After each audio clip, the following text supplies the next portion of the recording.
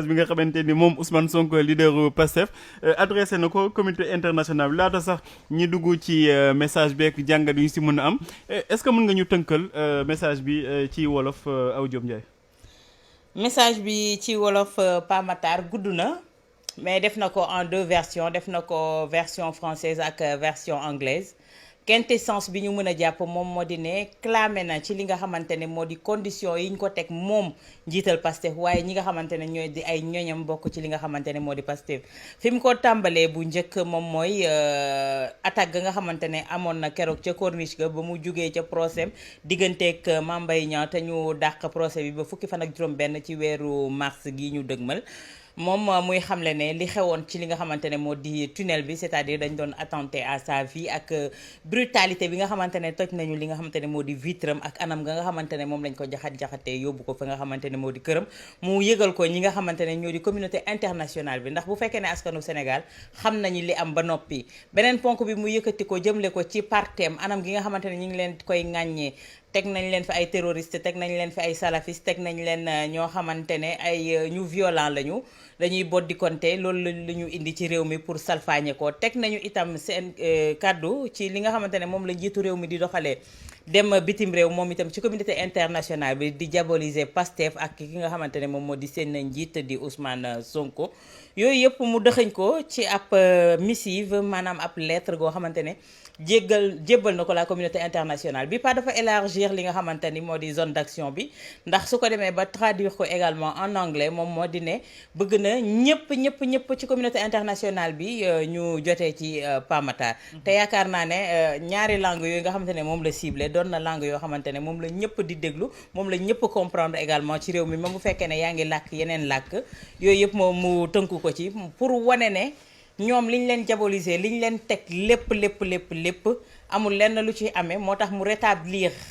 la vérité des faits jagleel ko ñi nga xamante ne moo di communauté internationale bi nga xamante ne moom dafa jàpp moom Ousmane Sonko ne Macky Sall dafa jiitu woon dem di leen diaboliser di yàq seen der ca bërëb yooyu moo tax mu sentir la nécessité de rétablir la vérité ca foofu xam naa suñu gënee xuus ci waxtaan bi dinañu wax ponk ak ponk bi nga xamante ne moom moo waral lettre boobu Pa Matar. Moustapha ci yow sax nañuy wéyal déjà pourquoi ban besoin la Ousmane Sonko sentir ba adressé boobu lettre ñi nga xamante mooy comité international. xam nga Ousmane Sonko ak partem di Pastef il faut que nga nangu benn affaire d'abord Pape. moo di ne de toute la classe politique actuelle du Sénégal. ak peut-être même année yi ko jiitu lu bari. gisuma fi parti boo xam ne teg nañ ko li ñu teg parti boobu. parti ngi nii boo xam ne ñi jëpp ci ñoom ay ndaw lañ. te bari na ci ñoom ñoo xam ne ñi ngi ci kaso bi. keppaar gi. ne ci kaso bi reyuñu nit yoruñu fetal yoruñu paaka yoruñu jaasi. ñi ci ëpp ci ñoom pour ne pas dire l'écrasante majorité dañ leen a yóbbu ci kaso bi simplement parce que dañoo yëkkati kàddu wax. kàddu gi mën naa ñagas mën nañ ne kàddu la goo xam ne lay taalum réew mais en tout cas kàddu la. beneen bi mooy ki nga xam ne moo ko jiite muy le leader de ce parti muy Ousmane Sonko ci boppam. xool naa classe politique gu Sénégal lu baree bari ba ci jamonoy Ablaye Wade bi muy nekk opposant teg nañ ko lu baree bari. ci séquence temporelle bu xaw a gudd quand même parce que Ablaye Wade 74 ba 2000 mi ngi ne ci combat. mais parti boo xam ne amagul fukki at. leader am ñu teg ko li ñu teg Ousmane Sonko. gisuma ko ci parti yi ne ci Sénégal. soo xoolee jamono jii ñu ne le seul parti au Sénégal bi nga xam ne amul droit def manifestation ni mu ko bëggee. amul droit sax leader am def une conférence de presse ci siège yu parti am. mi ngi mel ne rek Moustapha Diop ne man kat dama bëgg am tudd ci sama kër. ñu ne ko du fi amee parce que def conférence de presse ci sa siège yu parti y a absolument rien de plus normal pour un leader politique. ñu ne ko du fi amee. leaderu parti ngi nii boo xam ne yegg na ci sax ñu ne dañ koo invité pour mu war a dem ci benn ambassade ngir fekk fa aw waxtaan. ñu ne ko doo génn sa kër. te loolu amul benn magistrat ci Sénégal bu ne man maa prononcé une décision de justice bu xañ Ousmane Sonko mu génn këram wala mu dox ci mbedd yi Sénégal. loolu di am ci réewum Sénégal mii mu mel ne ñi nga xam ne ñoo ŋànk réew mi muy kilifa yi fi ne. ci domaine boo mënti dégg nag ci domaine bu mënti doon. mu mel ne kilifa yooyu yëguñu ko parce que c'est ça la réalité en fait soo xoolee li ñuy teg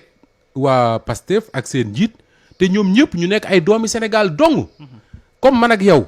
comme le président Macky Sall ak ñi mu àndal je veux dire par là am les mêmes droits mu mel ne amul kenn koo xam ne sa baat mën na yegg ci nga dénoncer ko wax ko ñu ngi ko war a waxal bañ teggi loolu ñu mën a jouir ci droit yi nga xam ne moom la chaque Sénégalais mën a profito del seetlu réew mi rek de doo ko dégg wala boog ku ko fi wax ñu am fun la dëkkal parti boobu ak njiitam dem ba gis ne le président de la République muy président Macky Sall li ko yitteel n'est pas de savoir que ni maa ngi yóbbu démocratie Sénégal ca kanam n'est pas de savoir man maa ngi fexe ba sénégalais yi même ñi nga xam ne dañ maa contre ba bëgguñu maa gis ñu respecter seen droit bi ñu am mooy wax ma ne kontaanuñu lii moo leen naqari loolu yitteelu ko li ko yitteel la seule chose bi yitteel ce président là mooy son image sur l'international maanaam nan la ko Emmanuel Macron di xoole nan la ko Joe Biden di xoole nan la ko keneen ak keneen di xoole nga xam ne tey bu demee ci yenn rencontres yi sax l'image bi nga xam ne moom la ñuy wut pour am ko wan ko sénégalais yi mooy loxo bu mu joxonte ak Macron wala photo bu mu photowoo ak Biden wala kaf bu ñu kaf ak Macron de dóorante mbagg mais un président comme ça soo yeggeek moom dans ce niveau de combat là je trouve tout à fait normal que nga bind bataaxal jëmale ko la communauté internationale pour ñu xam ne l'image que ce président là di leen wan ñoom ñi nga xam ne en tout cas du ma ne sénégalais mais ñoom ñi nga xam ne ñoo farak Ousmane Sonko c'est pas l'image bi nga xam ne moom la ñu xam ci waa ji beneen bi mooy tey le président Macky Sall du rater benn occasion bu mu am de s'exprimer sur l'international à travers les médias internationaux te deful li Awa Diop Ndiaye wax sànq mooy fexe ba son opposition ñu jàppe leen ay terroristes jàppe leen ay djihadistes jàppe leen ay des gens yoo xam ne ils sont irresponsables ay nit ñoo xam ne nekkewuñ fi lu saaga li nga xam ne moom la Sénégal am ci lu gën a dëgër mais image boobu ngay vendre sur l'international xëy na Sénégal yi koy dégg ñoom xam nañ bu baax li xew mën nañu def la différence mais il n'est pas évident que ni tous les chefs d'État du monde mën nañ jot loolu oui il n'est pas évident que tous les chefs d'organisation internationale à travers le monde am nañ l'information que tu as donc man je trouve donc tout à fait normal que dans ce contexte-là nga bind pour saisir enfin pour informer l'opinion internationale wax leen ne lii président bi di wax bokkul ak li nga xam ne mooy réalité yi am ci biir réew mi. Aw Diop même question bi ban besoin le Ousmane Sonko santi est-ce que comme ni ko Moustapha Diop waxee dafa ñëw pour sagg deram parce que aussi ñi ngi koy diaboliser moom ak ñi nga xamante ni ñoom ñooy opposition bi jot na moom aussi mu wone que ni liñ koy waxal yëpp ay tuuma la yoo xamante ni tegul fenn. Pape Matar man tey ci fajar bi ma gisee li nga xamante ne moom moo di lettre boobu. muy lettre de plusieurs pages mu def ko en 2 versions mun naa ne si sama xalaat bu gàtt wala sama njàngat bu gàtt maa ngi doog a gis Ousmane Sonko def benn lettre boo xamante ne def na ko en 2 versions déjà jagleel ko signifier carrément que ne la communauté internationale la ko jagleel man ci saa si sama xalaat bu njëkk moo doon jàkkaarloo ak Ousmane Sonko laaj ko quel était le besoin de s'adresser à la communauté internationale lan moo ci mbébétam et what's the deal comme on dit lan la ci jublu woon mais bi ma déggee Moustapha am naa benn esquisse de réponse moo di ne président boo xamante ne la ñu am sur le plan international mi ngi xool chaque jour naka la ñuy taaralee li nga xamante ne moo di xar kanamam ak anam ga nga xamante ne noonu lay taxawee foofu ndax fii gis nañu ay ñoñam bi président Macky Sall demee ba toog ak Joe Biden ñu nuyoon te kafante ba trinquer ay verre sax ñoom ñëpp dañ doon yuuxu di yaxaw jàpp ne c'est une aubaine c'est une grande chose kon kooku dafa am benn image bu muy préserver à l'international dem ba nga xamante ne gàkkal na deru opposition am moo tax Ousmane Sonko a senti la nécessité et événement yu ñu génn également il a compris poids bi nga xamante ne la communauté internationale am na ko mooy événement wu tunnel bi ndax soo xoolee un peu partout dans le monde Sénégal était la risée du monde te lépp loolu lañ doon wax te lépp après dañ ko jël xëpp ko ci deru ki nga xamante ne moo di président Macky Sall xam naa loolu itam bokk na ci benn sursaut bi tax mu jug mu ne attention donc comme que waa ji am na benn kii bi te dayo boobu tey jii man yóbbu nañ ma fa propulsé nañ ma fa il est temps que je m'adresse à ces gens-là pour leur dire que ne lii ak lii moo xew sama réew si on me diabolise c'est ça et ça et ça et ça qui existe mais pas Matar oui bu fekkee ne tey jii dañu am président boo xamante ne tey jii yow sa réew bu yaakaaree ne opposition bi lay gàkkal yow sa réew si boppam ngay gàkkal ak institution yi nga xamante ne yow yaa ko diriger ngay gàkkal sa bopp si boppam ngay gàkkal ndax tey jii la réponse a été cinglante ci li nga xamante ne moo mujjee xew keroog ci tunnel boobu loolu tey jii moom moo indi li yëpp di découler tey jii on te dit que sur le plan international il commence à perdre du terrain perdre du terrain boobu Ousmane Sonko s'engouffre dans la brèche pour se faire am benn aura bi am benn légitimité bi nga xamante ne tey jii moom mooy taxaw qu'on le veuille ou non tey jii c'est un véritable leader je vais pas dire national mais un leader international parce que si congrégation boo dem fépp foo dem tey jii ci réew mi on va parler de Ousmane Sonko on va parler de la maltraitance qu'on est en train de lui faire on est en train de parler des mauvaises choses qu'on est en train de lui faire et à la fin la signature également c'est très important xam nga lan la signé oui Ousmane Sonko président parti Pastef ak ñi ni mel mais teg ci si suuf candidat à la présidentielle de 2024 il ne démorde pas et maintenant il dit à l'opinion internationale c'est à vous de juger maintenant de ma candidature de 2024